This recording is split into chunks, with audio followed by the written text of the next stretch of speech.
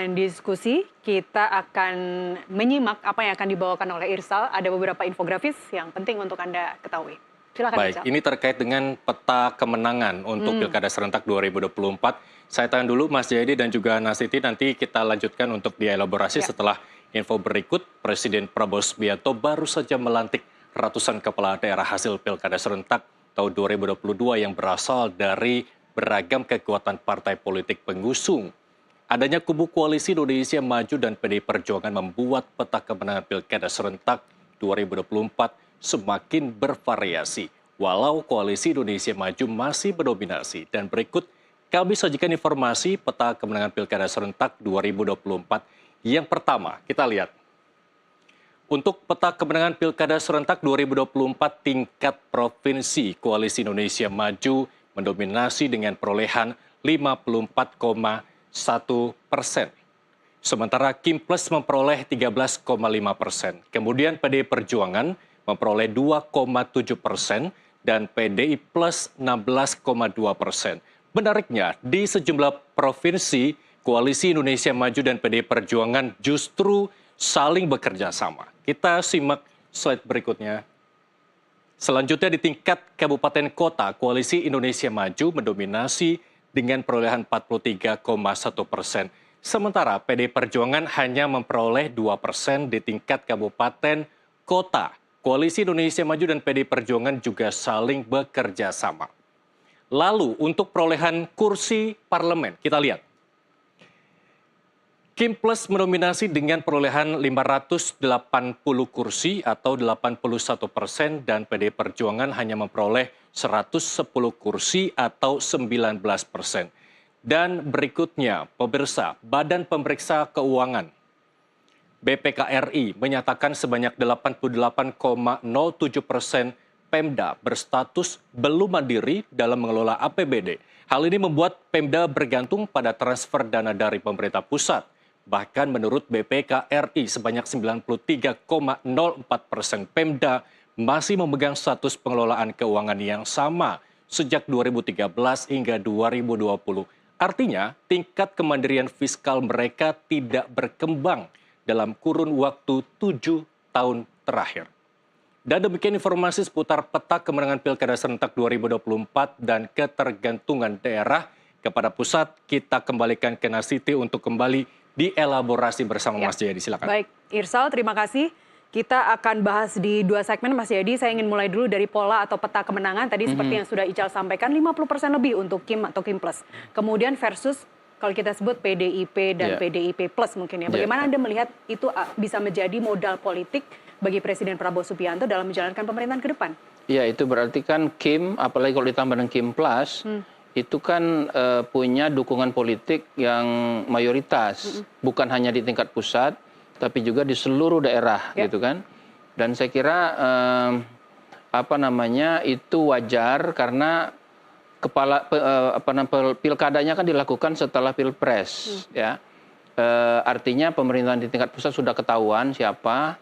Lalu pilkada dengan pilpresnya itu dilaksanakan tidak terlalu jauh waktunya, berselisih waktu sekitar dari bulan Februari ke bulan November itu sekitar 9 bulanan ya, atau kurang. Itu artinya masih ada pengaruh euforia pilpres. Nah biasanya karena ada euforia pilpres itu, maka masih ada pengaruh siapa yang menang. Ya, karena yang menang adalah Pak Prabowo, maka partai-partai yang diasosiasikan dengan Prabowo, Kim dan Kim Plus, ikut panen. Secara umum ya punya peluang untuk menang lebih besar dan itu terbukti dari sini. Jadi itu satu dari sisi pola itu. Yang kedua, tapi kita juga masih melihat bahwa bagaimanapun pola koalisi di tingkat pusat tidak selalu sama dengan tingkat daerah. Buktinya ada Kim yang berhadapan dengan PDIP, kan anggota Kim yang berhadapan dengan PDIP. Atau ada anggota Kim dan Kim Plus yang berkoalisi dengan PDIP di sejumlah pilkada. Jadi ini menunjukkan bahwa belum terjadi perubahan yang mendasar, bahwa keragaman peta politik di daerah itu tidak selalu linier sama dengan di pusat. Cuma memang pelaksanaan pilkada serentak yang berdekatan waktunya dengan pelaksanaan pilpres itu, dugaan saya memberi peluang kepada partai atau koalisi partainya presiden yang mencalonkan kepala daerah di sejumlah daerah itu, di provinsi maupun kabupaten kota, untuk memperoleh peluang kemenangan yang lebih besar. Menurut Anda kondisi itu menguntungkan atau menyulitkan buat Pak Prabowo? Secara demokrasi seharusnya itu lebih menguntungkan, karena itu berarti bahwa program-program prioritas utama yang tentu saja didukung oleh Kim dan Kim Plus di tingkat pusat maupun di tingkat daerah, itu kan bisa lebih mulus berjalan, baik di tingkat pusat maupun di tingkat daerah. Tetapi pada saat yang sama, hal kedua tadi bahwa ada variasi, ada ketidaklinieran antara peta politik di daerah dengan di pusat, itu memberikan peluang bagi dinamika di tiap daerah yang tetap ada. Nah, maksud saya Kim Plus jangan berambisi untuk menghapuskan semua dinamika tersebut. Ya, kenapa? Karena dinamika tersebut tetap diperlukan supaya program-program prioritas, usulan-usulan dari pemerintahan nasional dan Kim Plus di daerah itu tetap memperoleh sparring partner, ya, tetap memperoleh kritik, tetap memperoleh tes, ya, supaya itu yang diinginkan kita, Mas Jayadi. Ya begitu. Kalau yang diinginkan pemerintah kan satu suara semuanya. Program ini berjalan, semuanya mendukung. Ya, kalau satu suara saja itu jangan demokrasi, bukan demokrasi. Ya. Dan terbukti kalau kita nggak pakai demokrasi, negara kita hancur. Dan kan buat apa sebenarnya kemarin ada pilkada gitu ya, ngabisin duit. Mbak Titi, boleh ditambahin dari peta kemenangan pilkada, apa yang Anda lihat? Bagaimana ini bisa menjadi modal politik bagi Pak Prabowo ke depan? Ya, satu sisi modal politik, tapi juga sebagai publik kita harus pasang kuda-kuda juga ya. Karena ketika misalnya di daerah kekuatan kontrolnya lemah, maka akan ada potensi untuk terjadinya penyimpangan atau kemudian program-program yang minim pengawasan. Jadi satu sisi kalau dilihat dari lanskap peta politik daerah, nampaknya akan cukup mudah bagi pemerintahan Pak Prabowo untuk menginternalisasi apa yang menjadi program terutama quick wins dan juga beberapa prioritas di Astacita melalui kepemimpinan di daerah. Untuk level PDIP saja misalnya kan tidak terlalu jelas ya posisinya terhadap pemerintahan, yang pasti adalah pernyataan-pernyataan akan mendukung program Prabowo dan lain sebagainya. Nah, jadi saya kira tidak akan banyak ada hambatan, apalagi mayoritas daerah di Indonesia itu mengandalkan pembiayaan yang bersumber dari DAU, DAK. Termasuk juga misalnya ada daerah khusus Aceh dan Papua, itu juga mendapatkan sokongan dana yang besar dari Otsus. Hanya saja kan kalau dari lanskap pendanaan ada efisiensi ya dari sisi dana alokasi umum misalnya. Dari 446,63 triliun itu dikurangi 15,7 triliun. Lalu dana alokasi khusus dari 36,95 triliun itu dikurangi 18,3 triliun. Dana otonomi khusus juga demikian untuk Aceh dan Papua.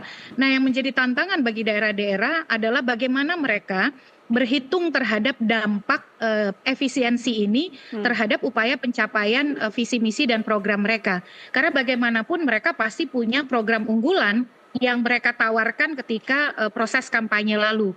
Kalau sisi pendidikan gratis, kesehatan dan lain sebagainya, saya kira itu bisa menumpang dalam program yang memang menjadi unggulan dari pemerintah pusat ya. Dari mulai makan bergizi gratis, lalu kesehatan, renovasi sekolah, tempat rumah sakit dan lain sebagainya. Tapi kalau ada hal yang spesifik yang itu memang menjadi agenda yang dijanjikan oleh kepala daerah kepada masyarakatnya, mau tidak mau potensi keuangan daerah itu yang kemudian menjadi andalan. Nah, saya kira salah satu keuntungan dari pertemuan atau pelantikan serentak ini adalah bagaimana para kepala daerah ini membangun networking, membangun kolaborasi bersama daerah-daerah lain, dan saling kemudian memanfaatkan ya keunggulan-keunggulan daerah untuk kemudian mendapatkan potensial market di dalam berkolaborasi dengan daerah yang lain. Ini salah satu ya sisi baiknya kalau boleh dibilang. Ada gubernur begitu ya. Kemudian juga ada dari 481 kepala daerah. Nah, bagaimana mereka bisa bertukar kerjasama dan kolaborasi? Harusnya ini juga bisa menjadi keluaran dari proses retret ini. Selain dari ya tadi ya mereka harus kerja cepat ini di daerah karena Mbak Nastiti dan Kak Jayadi, APBD itu sudah ditetapkan. Jadi APBD itu kan sudah ditetapkan tahun lalu. Kalaupun mereka ingin melakukan penyesuaian APBD, penyesuaian itu baru bisa dilakukan ya kira-kira bulan Juli begitu ya, dan Agustus kemudian APBD perubahan bisa dijalankan. Nah, bagaimana kemudian kepala daerah yang bukan petahana itu bisa merekonstruksi anggaran yang sudah kadung diketok palu tahun lalu sehingga bisa menyelaraskan dengan program pemerintah pusat yang bisa jadi DAU DAK itu akan dipesankan sesuai agenda pemerintah pusat dengan apa yang menjadi program yang dia bawa begitu. Baik, apalagi itu janji-janji saat kampanye pilkada kemarin yang harus ditepati. Kita lanjutkan soal efisiensi anggaran daerah ini, Mbak Titi, Mas Jayadi, kita kembali usai jeda, tetaplah bersama kami.